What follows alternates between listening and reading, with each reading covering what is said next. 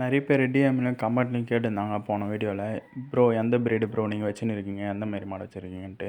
நம்மளது பார்த்தீங்கன்னா வந்து எல்லாமே இந்த டில்லின்ற எருமை தான் வச்சுருக்கோம். நம்மளது பார்த்தீங்கன்னா இதுதான் வந்து கேள்வி நம்ம வீட்டில் ரொம்ப வயசான மாடுங்க. இதுவும் இந்த எருமை 2 எருமை தான் ஃபஸ்ட்டு ஸ்டார்டிங்கில் வந்து நம்ம பண்ணோம். அதுக்கப்புறம் அதுலேருந்து நம்ம இது பண்ணி குட்டி கன்று போட்டு அதுக்கப்புறம் டெவலப் பண்ணினே இருந்தோம். இது எல்லாமே நம்மளது பார்த்தீங்கன்னா வீட்டிலே பிறந்து வீட்டிலே வந்த மாடுங்க தான். வந்து நம்மளது வந்து அதனால தான் நல்லா மேய்ச்சலுக்கு வந்து இதுவாகி நல்லா போய் மேய்ச்சல்.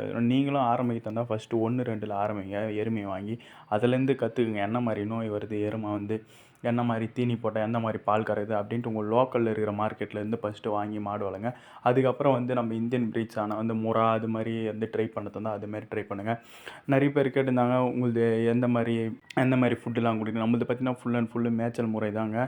நம்மளது வந்து பசுமாடை கம்பேர் பண்ணும்போது எருமாட்டில் வந்து பார்த்திங்கன்னா அவ்வளோ நோய் வராதுங்க. இது போல் யூஸ்ஃபுல்லான கண்டென்ட்டை பார்க்க ஃபாலோ பண்ணுங்கள், லைக் பண்ணுங்கள், சப்ஸ்கிரைப் பண்ணுங்கள்.